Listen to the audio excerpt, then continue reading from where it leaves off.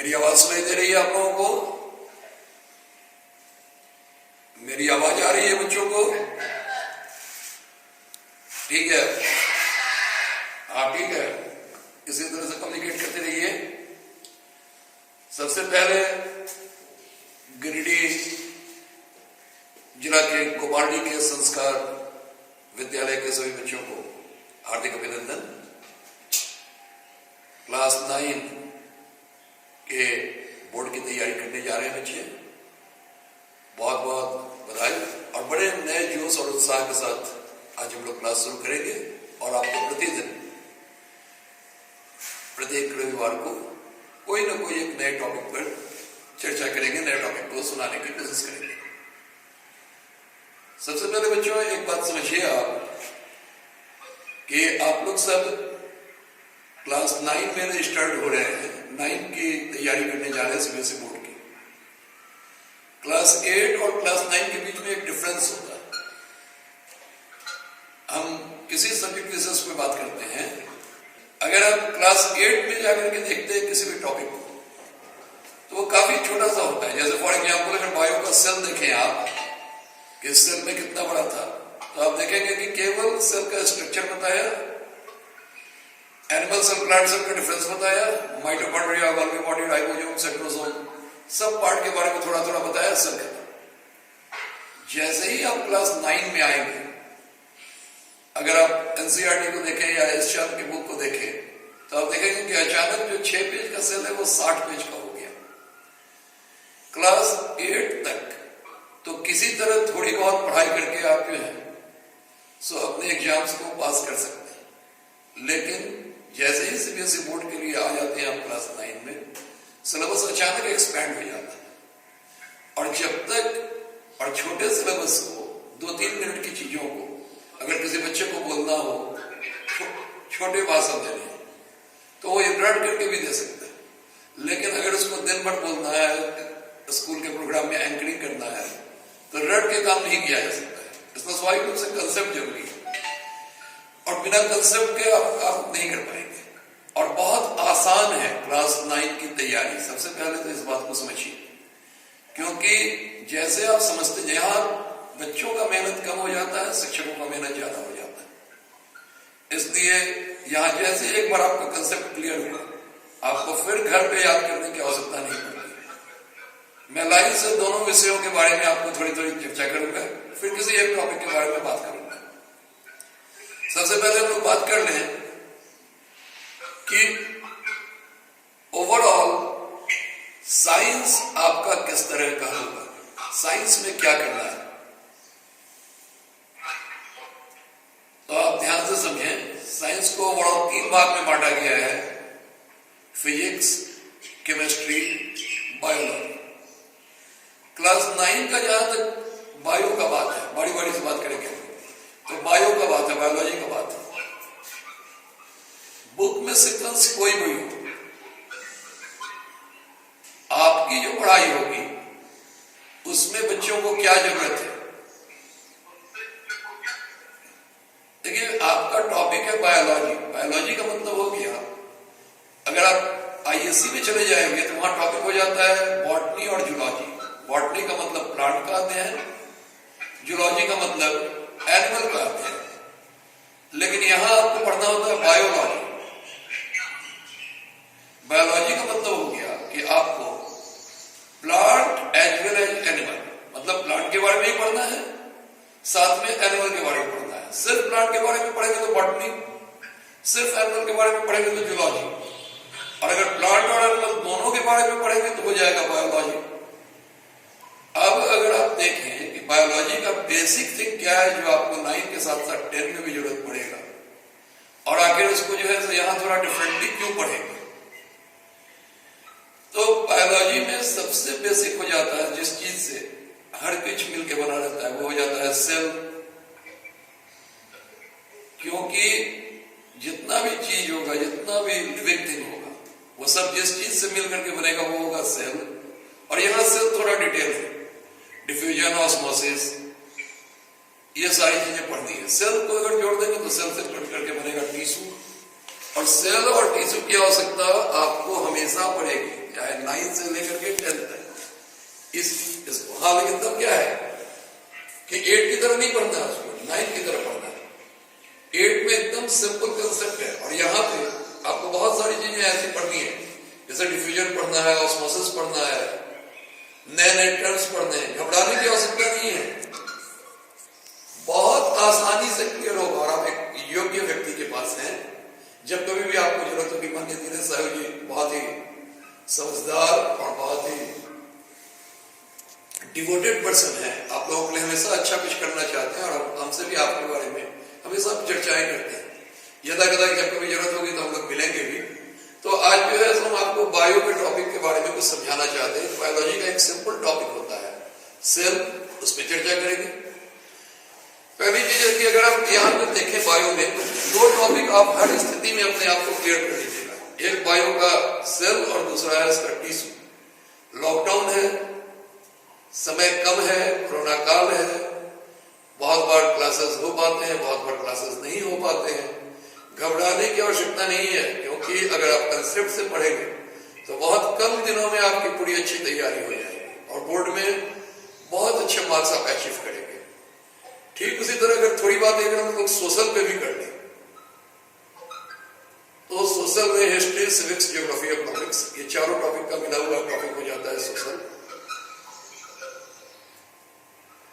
बच्चों को सोशल में बहुत घबराहट होती है कि किस तरह से याद करें, किस तरह से जो है सब उसकी तैयारी करें और कैसे उसको उसमें 90% मार्क्स अचीव करें। सीबीएसई बोर्ड में सोशल में 90 लाना बड़ा आसान है, क्योंकि यहाँ रटना नहीं पड़ता है, यहाँ समझना पड़ता है। अब जो है सो अगर सपोज कीजिए कि आपको हम ज्योग्राफी के एक सिंपल से टॉपिक पर बात करें, India, it's size and location, तो दोनों पर चर्चा करेंगे। फिर हम जो है थोड़ा सा सेल को डिटेल करेंगे, थोड़ा सा ज्योग्राफी के एक टॉपिक को डिटेल करेंगे, हल्का हल्का 5 मिनट के इंट्रोडक्टरी क्लास में। तो पहली चीज समझिए कि जब कभी भी आप कंट्री के बारे में समझना चाहते हैं, तो पहला ही टॉपिक होता है आपका India size and its location. या इंडिया का मैप होगा, यहाँ पे दिखलाने की कोशिश कर रहे हैं, बोर्ड पे शायद पीछे नजर आया, India size and its location. जब कभी भी इंडिया के बारे में आप कश्मीर से लेकर कन्याकुमारी तक का स्ट्रेच बढ़ा हुआ देखते हैं, इंडिया के रिवर सिस्टम को, माउंटेन सिस्टम को समझने की कोशिश करते हैं। बड़ा आसान सा तरीका है यहाँ के रिवर्स और माउंटेन्स को समझाने का, और विश्वास रखिए दूसरे या तीसरे क्लास में सारे बच्चे जो है उनको रिवर, माउंटेन्स न सिर्फ याद हो जाएंगे बल्कि उनके डायरेक्शंस भी आप समझ जाएंगे। तो हम लोग जो है इस तरह से सिंपल टॉपिक से, सिलेबस तो बहुत कॉमन है, सिलेबस पे झूठ मूठ का मैं चर्चा करके आपका समय बर्बाद नहीं करना चाहता हूं, क्योंकि ऑलरेडी लगभग सारे बुक्स में सिलेबस दिए रहते हैं और उन्हीं पर हम लोग की चर्चा करें। कुछ नई टॉपिक्स पे बात कर लें जिससे आपको आज कम से कम क्लास में आने का फायदा हो जाए। यहाँ तो सबसे पहली बात है कि हम लोग बायो के एक टॉपिक से शुरू करते हैं और बायो के एक टॉपिक पे चर्चा करते हैं जिस टॉपिक का नाम है सेल। और आपके बुक में कोई भी सीक्वेंस दिया हो, मेरे समझ से जब तक कोई लड़का बायोलॉजी का बेसिक सेल से शुरू नहीं करता है, तब तक उसको कंसेप्ट समझने में बहुत दिक्कत होगी। इसलिए अगर कहीं पर भी कोई भी बच्चा अगर पढ़ाई कर रहा है, तो मेरे समझ से बायोलॉजी शुरू करने के लिए सबसे पहले उनको जो पहली टॉपिक शुरू करनी चाहिए वो टॉपिक होनी चाहिए सेल। थोड़ा सा बार बार कैमरा हिल रहा होगा, इसमें थोड़ी परेशानी हो रही होगी, ध्यान से समझने की कोशिश करेंगे। पूरे यूनिवर्स में जितनी भी चीजें हैं, पूरे ब्रह्मांड में जितनी भी चीजें हैं, उसको सामान्य स्थिति में 2 भाग में बांटा जाता है। एक को कहा जाता है लिविंग और दूसरे को कहा जाता है नॉन लिविंग। नॉन लिविंग का मतलब हो गया लोहा, सोना, चांदी, पीतल, ये सारी चीजें हो गई नॉन लिविंग। और जितने भी प्लांट्स हो गए और जितने भी तरह के एनिमल्स हो गए, वो सारे जो इसको कहा गया लिविंग। एक तीसरी भी चीज होती है जो लिविंग और नॉन लिविंग से थोड़ा सा अलग होता है। जैसे यदि हम आपसे पूछें कि बेंच जिसपे आप बैठे हुए हैं, लकड़ी की कुर्सी जिसपे आप बैठे हुए हैं, वो क्या है, लिविंग है कि नॉन लिविंग है? कोई जवाब भी दीजिए। नहीं, देखिए यहां सोच के बोलिए। देखिए ये न तो लिविंग है ना नॉन लिविंग है, ये तो डेड है। अगर ये कभी लिविंग था, जैसे बेंच लकड़ी का जो बना हुआ है, ये लिविंग और नॉन लिविंग से अलग हो गया, ये आ गया डेड। ये कभी लिविंग था, अभी लिविंग नहीं है। जैसे लकड़ी कभी जीवित था, अभी जीवित नहीं। तो तीन तरह की चीजें होगी ना, एक तो लिविंग होगी और नॉन लिविंग होगी बेस पे। अब जितने भी नॉन लिविंग थिंग है, लोहा, सोना, चांदी, जितनी भी चीज, ये जिस बेसिक थिंग से मिलकर के बना है, उस चीज को कहा जाता है एटम। और हर एटम का स्ट्रक्चर एक है। डेड तो कभी उसमें सेल होगा, सब नहीं होगा। जितने भी नॉन लिविंग है, जैसे चाहे लोहा हो, सोना हो, चांदी हो, सब चीज जिस चीज से मिलकर बना है वो है एटम। आप ऑलरेडी पढ़े होंगे, एक एटम में तीन ही चीज होता है, प्रोटॉन, न्यूट्रॉन और इलेक्ट्रॉन। अंतर सिर्फ इस बात का है कि अगर वो हाइड्रोजन होगा तो उसमें एक प्रोटॉन होगा, हीलियम होगा तो उसमें दो प्रोटॉन होगा, दो इलेक्ट्रॉन होगा, सोडियम होगा तो उसमें 11 प्रोटॉन होगा, 11 इलेक्ट्रॉन होगा, 12 न्यूट्रॉन होगा, क्लोरीन होगा तो उसमें 17 प्रोटॉन होगा, 17 इलेक्ट्रॉन होगा। इसका मतलब कि चाहे सोडियम हो चाहे क्लोरीन होगा तो वही इलेक्ट्रॉन, प्रोटॉन, न्यूट्रॉन, अर्थात बेसिक स्ट्रक्चर सेम है। केवल उसके बीच में प्रोटॉन की संख्या डिफरेंस है, प्रोटॉन की संख्या का अंतर है। ठीक उसी तरह जितने भी सेल हैं, चाहे वो एलिफेंट का हो, चाहे वो ह्यूमन का हो, चाहे वो जो है यूनिसेलुलर अमीबा का हो, जितने भी सेल हैं वो सारे सेल एक ही स्ट्रक्चर के बने हुए हैं। प्लाज्मा मेम्ब्रेन है, बीच में न्यूक्लियस है, mitochondria, Golgi body, ribosome, centrosome, इस तरह के बहुत सारे पार्ट्स हैं। अंतर सिर्फ इस बात का है कि उसमें जैसे वहां प्रोटॉन और इलेक्ट्रॉन अलग होता था, या नंबर ऑफ क्रोमोसोम अलग है। फॉर एग्जाम्पल, आप बहुत बार टीवी सीरियल वगैरह देखते होंगे, जैसे यहां सोडियम का अलग होता है ना, सोडियम का 11 हो गया प्रोटॉन, क्लोरीन का 17 हो गया। ठीक उसी तरह यहाँ पे सबका सेल एक ही तरह का होता है, केवल अंतर ये होता है कि उसमें नंबर ऑफ क्रोमोसोम, वहां प्रोटॉन अलग होता है, या न्यूक्लियस के अंदर बैठा हुआ नंबर ऑफ क्रोमोसोम अलग होता है। अब आप जो है तो कई बार टीवी सीरियल वगैरह देखे होंगे, सीआईडी वगैरह देखते होंगे, तो उसमें जो है तो अचानक डिटेक्टिव गया और जाकर के उसने कहा कि ये ब्लड को हम लोग देखें, ये ब्लड जो है सो आदमी का था, ये ब्लड देखे तो ये ब्लड स्नेक का है, तो ये ब्लड देखे तो ये ब्लड जो है सो मुर्गे का है। कैसे पहचान देते हैं वो लोग लैब में टेस्ट करके? वो उसके एक सेल के अंदर नंबर ऑफ क्रोमोसोम गिनते हैं। फॉर एग्जाम्पल, ह्यूमन का नंबर ऑफ क्रोमोसोम है 46, तो 46 अगर गिनती में क्रोमोसोम आ गया, इसका मतलब कि वो ब्लड ह्यूमन का है। अर्थात यहाँ पे भी लिविंग और नॉन लिविंग थिंग में अगर देखें तो जितने भी लिविंग थिंग है, प्लांट हो चाहे एनिमल हो, सब जिस चीज से मिलकर बना हुआ है उसको कहा जाता है सेल। अब ब्रॉडली अगर डिवाइड करें तो दो भाग में हो गया, एक प्लांट हो गया, एक एनिमल हो गया। तो चाहे प्लांट हो चाहे एनिमल हो, जिस चीज से मिलकर बना रहेगा उस चीज को कहा जाएगा सेल। थोड़ा डिफरेंस है प्लांट में और एनिमल में। प्लांट सेल और एनिमल सेल के कारण के साथ बताएंगे, आपको अंतर भी समझ में आ जाएगा कि why it is different from animal. Plant अलग है क्यों एनिमल से।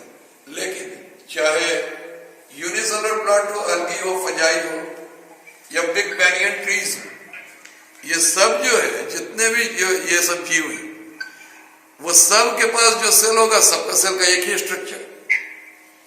जितने भी एनिमल है, अमीबा है, पैरामीशियम है, और वहां से लेकर के एलिफेंट है, डॉग है, कैट है, काऊ है, जितने भी लिविंग थिंग है, ह्यूमन है, जितने भी लिविंग थिंग है, सबका एक ही तरह का सेल। अब हम लोग चर्चा कर लेते हैं कि सेल आपके बुक में किस तरह से दिया हुआ है और किस तरह से आपको पढ़ना है। अब जो डेड थिंग होगा वो क्या होगा, उसमें भी सेल है, उसमें तो इलेक्ट्रॉन प्रोटॉन होने की बात ही नहीं, क्योंकि वो तो कभी लिविंग था। इसलिए लकड़ी जो हो गया वो हो गया डेड, और वहां कभी न कभी वो जो है उसमें सेल जो था लिविंग था, और अभी जो सेल है वो नॉन लिविंग है। अर्थात आपके इर्द गिर्द अगर लोहे की कोई चीज पड़ी है तो लोहे का चीज जिस चीज से बन के बना है वो हो गया एटम। सोने का कोई चीज है, सोना जिस चीज से मिलके बना है वो हो गया एटम। और बेंच है, वो जिस चीज से मिलके बना है वो है सेल, लेकिन अंतर यह है कि उसका लकड़ी का सेल जो है सो डेड सेल है। और जितने भी लिविंग थिंग है जिसमें ग्रो कर सकता है, जो रिप्रोड्यूस कर सकता है, अपने जैसे चीजों को, स्पेसीज को जन्म दे सकता है, लिविंग हो गया। तो जितने भी लिविंग थिंग है वो जिस चीज से मिलके बना है उसको बोलते हैं हम लोग सेल। और बायो पढ़ने के लिए सेल पढ़ना जरूरी है, केमिस्ट्री पढ़ने के लिए एटम की जानकारी जरूरी है। मेरे समझ से आपके बुक का सीक्वेंस कोई भी हो, अगर आप तैयारी कर रहे हैं तो बायो की तैयारी अगर आप करें तो सबसे पहले सेल से तैयारी शुरू करें। यहां अब अगर हम सेल को उठा के देखते हैं क्या स्थिति है प्लांट और एनिमल की, तो बुक में लिखा होता है आपके कि cell is the structural and functional unit of life. Cell जो है सो structural and functional unit of life है। रटेंगे नहीं, खूब ध्यान से समझेंगे, एकदम याद हो जाएगा एक ही बार में। पढ़ाई या तो तुरंत याद होता है या तो कभी याद नहीं होता। जब कभी भी कोई क्लास करके जाएंगे तो आपको यह डिफरेंस पता होना चाहिए कि क्लास करने आए थे उस समय आप क्या जान रहे थे, और घर जा रहे हैं उस वक्त आप क्या जान रहे हैं। ये दोनों के समय में अगर आप एक ही हुए तब जो है सब पढ़ाई का कोई लाभ नहीं होगा। तो यहां ध्यान से उसको समझिए सेल के बारे में। तो सबसे पहली बात समझिए, cell is the structural and functional unit of life. Structural का मतलब क्या हुआ? स्ट्रक्चरल का मतलब हो गया, यहां दोनों शब्दों को समझना है। स्ट्रक्चरल का मतलब हो गया कि जितनी भी चीजें हैं वो जिस चीज से मिलकर बनी है उसको कहा जाता है सेल। जितने भी लिविंग थिंग, अब अगर जितनी भी चीजें, जितने भी लिविंग थिंग है, जितने भी प्लांट हैं, जितने भी एनिमल हैं, वो जिस चीज से मिलके बने हैं उसको कहा जाता है सेल।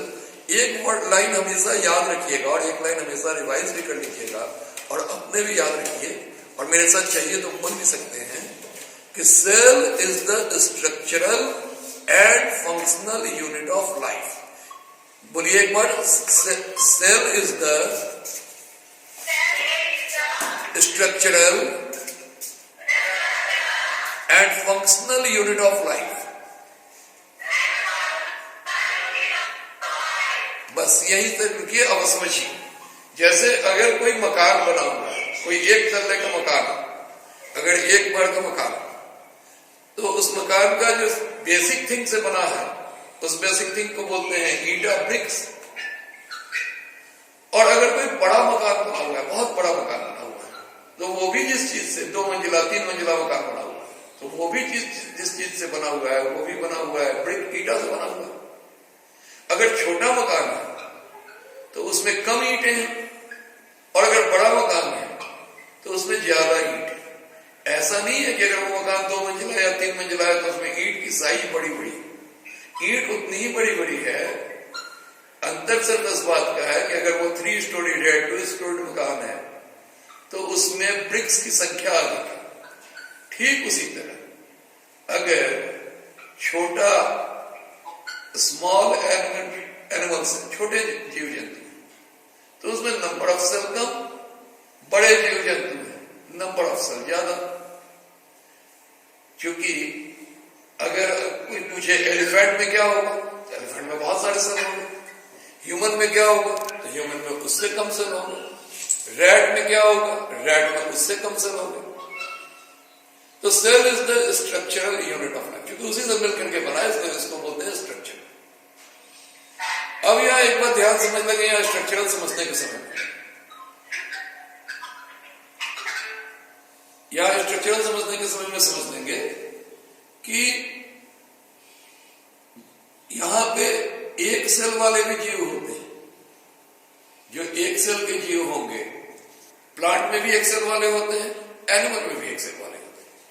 तो एक सेल वाले को कहा जाता है यूनिसेलुलर, और जिन चीजों में एक से अधिक सेल होंगे उनको बोला जाता है मल्टीसेलुलर।